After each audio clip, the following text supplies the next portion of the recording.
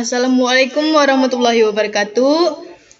Selamat pagi. Kami dari kelompok 3 yang beranggota 3 orang, yaitu saya sendiri, Siti Hadijah. Yang kedua ada Talita, yang ketiga ada Yanrisa. Nah, di sini kami akan menjelaskan faktor-faktor yang mempengaruhi belajar dan pembelajaran. Sebelum kita masuk ke faktor-faktor yang mempengaruhi belajar dan pembelajaran, kita harus mengetahui apa yang dimaksud dengan belajar.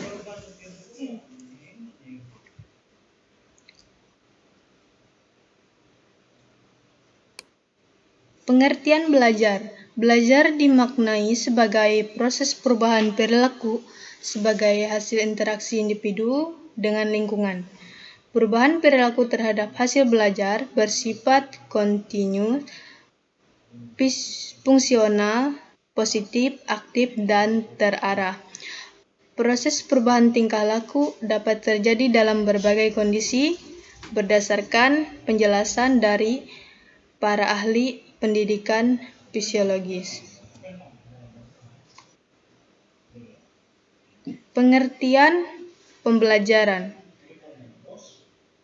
Pembelajaran adalah suatu proses interaksi antara peserta didik dengan pendidik dengan bahan pelajaran, metode penyampaian, strategi pembelajaran, dan proses belajar dalam suatu lingkungan belajar.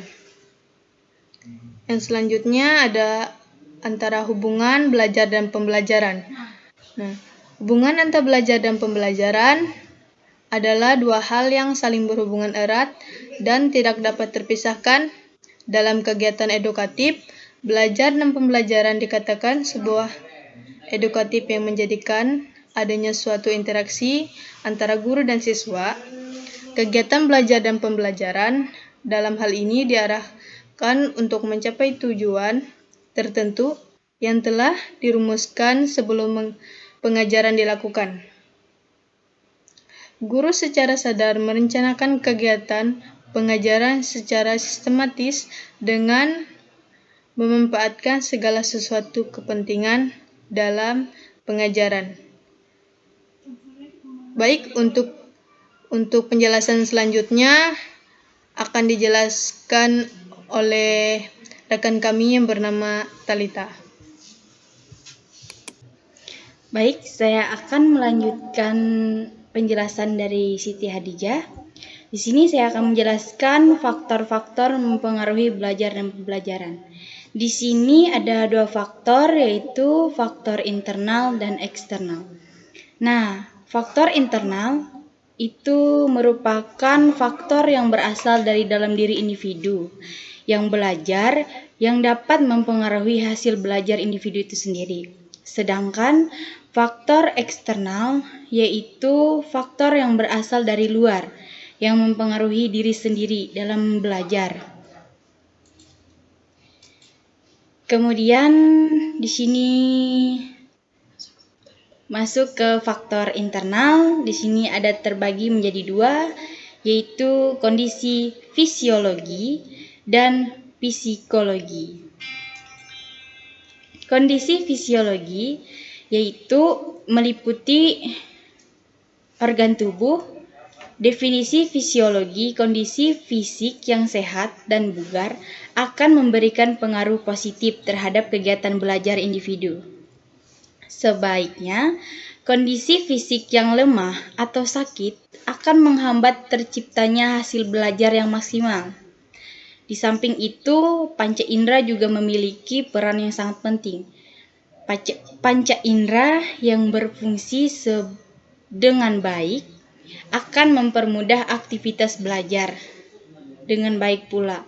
Dengan proses belajar, panca indera merupakan pintu masuk bagi segala informasi yang diterima dan ditanggapi oleh manusia, sehingga manusia dapat mengenal dunia luar.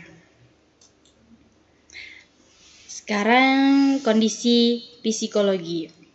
Yang pertama, ingat kecerdasan atau inteligensi. Hal ini berhubung dengan faktor bawaannya atau keturunannya. Tingkat ini mempengaruhi proses belajar dan oleh karena itu bawaan faktor maka sulit untuk merubah kecuali jika individu itu sendiri.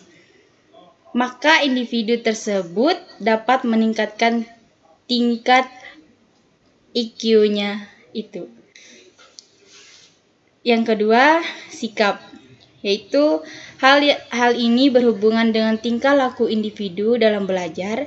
Sikap yang ditunjukkan oleh individu harus mendukungnya untuk mampu menyerap pelajaran. Terkadang individu meresah, cemaskan karena ia menghadapi hal-hal yang kurang ia sukai. Rasa takut dan cemas itu akan dapat mempengaruhi sikapnya di dalam lingkungan belajar sehingga membuat dia tidak percaya diri dan sikap yang ditunjukkannya pun akan bernilai negatif. Yang ketiga, minat. Untuk dapat memahami suatu hal, tentu tiap individu harus memiliki niat terlebih dahulu dalam dirinya untuk setidaknya penasaran terhadap apa yang ia pelajari. Nah, yang keempat, motivasi. Tanpa motivasi dalam diri kita sendiri atau individu, maka akan sangat susah seseorang individu memahami bahkan menerima masukan yang datang dari orang lain. Yang kelima, itu bakat. Beberapa individu atau diri sendiri melakukan sesuatu hal karena ia menyukainya. Dalam arti individu tersebut memiliki bakat di bidang yang ia pelajari. Baiklah, kita akan lanjutkan faktor eksternal, yaitu ada 2 faktor eksternal. Yang pertama, lingkungan sosial dan lingkungan nasional. Baik, untuk penjelasan faktor eksternal, saya serahkan kepada rekan saya atas nama Yandrisa. Baik, di sini saya Yandrisa akan melanjutkan penjelasan materi yang disampaikan oleh Telita. Lingkungan sosial, keluarga, lingkungan ini sangat berpengaruh kegiatan belajar. Ketegangan belajar, sifat-sifat orang tua, demokrasi, keluarga, letak rumah, pengelolaan keluarga, semua dapat berdampak kepada aktivitas belajar siswa. Hubungan antara anggota keluarga, orang tua, anak, kakak, atau adik yang harmonis akan membantu siswa melakukan aktivitas belajar dengan baik. Lingkungan nasional. 1. Faktor alamiah. Lingkungan alamiah tersebut merupakan faktor-faktor yang dapat mempengaruhi aktivitas belajar siswa. Sebaiknya jika kondisi alam tidak mendukung, maka proses belajar siswa akan terlambat. 2. Faktor instrumental. Faktor ini berpengaruh pada 2 macam, yaitu pertama, hardware seperti gendang sekolah, alat belajar, fasilitas belajar, lapangan olahraga, contoh, letak sekolah atau tempat belajar, harus memahami syarat-syarat seperti di tempat-tempat yang tidak terlalu dekat kepada kebersamaan atau jalan rumah, lalu bangun itu harus memenuhi syarat-syarat yang telah ditentukan. Dan yang kedua, syllabus seperti kurikulum sekolah, peraturan-peraturan sekolah, buku panduan, lebih, dan lain sebagainya. 3. Faktor materi. pelajaran yang diajarkan siswa. Faktor ini hendaknya disesuaikan dengan usia perkembangan siswa, begitu juga dengan metode mengajar guru, disesuaikan dengan kondisi perkembangan siswa. Karena itu, agar guru dapat memberikan kontribusi yang positif terhadap aktivitas belajar siswa, maka guru menguasai materi pembelajaran dan berbagai metode mengajar yang dapat diterapkan sesuai dengan kondisi siswa.